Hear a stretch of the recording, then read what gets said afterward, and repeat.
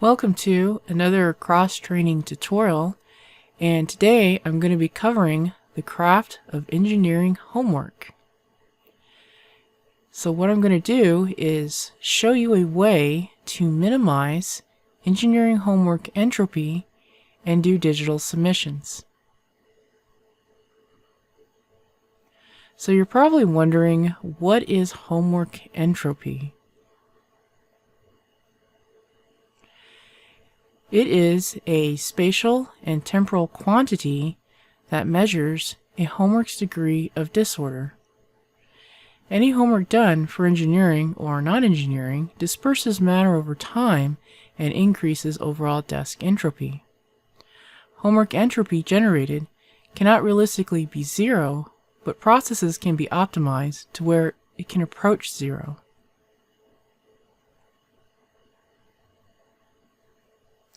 To be successful in thermodynamics, you will need to solve a lot of problems beyond what is assigned, because you're going to want to focus in on your problem areas as well as discover them. This means blowing through a lot of paper, creating a ton of eraser crumbs, impacting the environment negatively, and of course the potential of needing more physical space to accommodate all that paper. To minimize homework entropy, we can actually use some software. Some software will allow you to create and input equations. The workflow is not fluid and can be time-consuming to figure out how to properly create and edit equations. The most efficient and cost-effective way thus far is to freehand write the homework. There are three main applications capable of accomplishing this task digitally. The first one is an application called Adobe InDesign, which runs about $19 a month. There are free alternatives to InDesign. The second one is called Photoshop. And the free alternative to Photoshop is a software application called GIMP, which is free. The third one you'll need is Adobe Acrobat. And you'll need the ability to make Adobe Acrobat files. So the Adobe Acrobat Professional runs at $19 a month, or you can use some free alternatives out there on the web. So we only need InDesign to create the engineering grid, or the engineering paper grid, and we need Photoshop, or the ability to edit a raster file, and the ability to output it as a PDF predominantly throughout the semester. If you don't want to purchase any of the software and go through any of the creation processes, I will be creating end results after each step, and I will upload those end results so that you can download them and just pick up from there.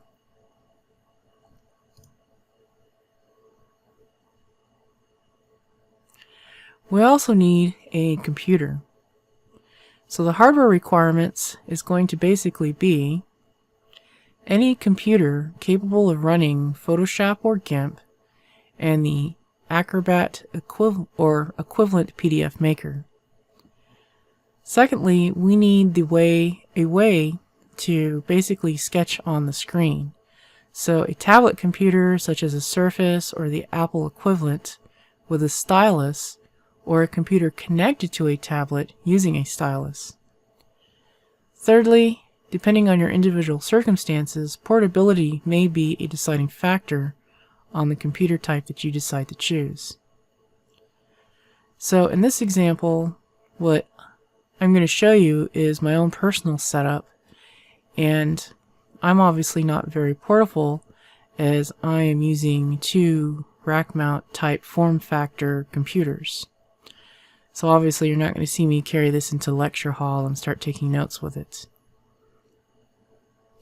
So I have to connect it with a tablet. So I went out and purchased a Wacom tablet and decided to connect my Wacom tablet to my computers. Thirdly, you'll need a monitor or monitors. And it's really up to you what kind of monitor you want to get. It doesn't really matter. It's more personal preference.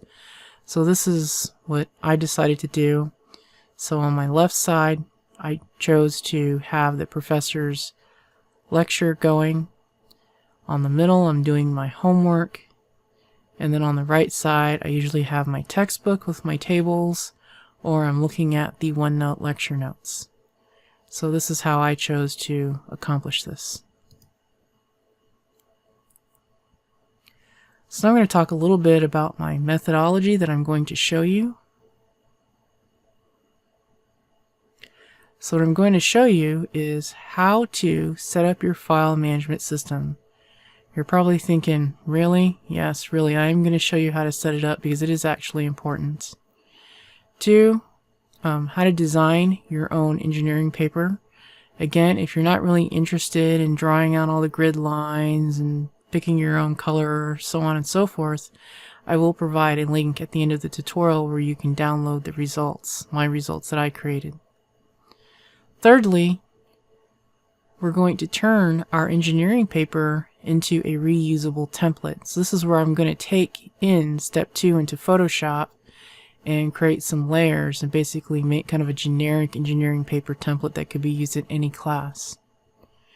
Fourth, I'm going to show you how to customize step 3 to be specific to a course. And I'm going to use thermodynamics, ME 513 Thermodynamics 1, that is taught by Dr. Kevin Wanklin in the Mechanical Engineering Department at Kansas State University.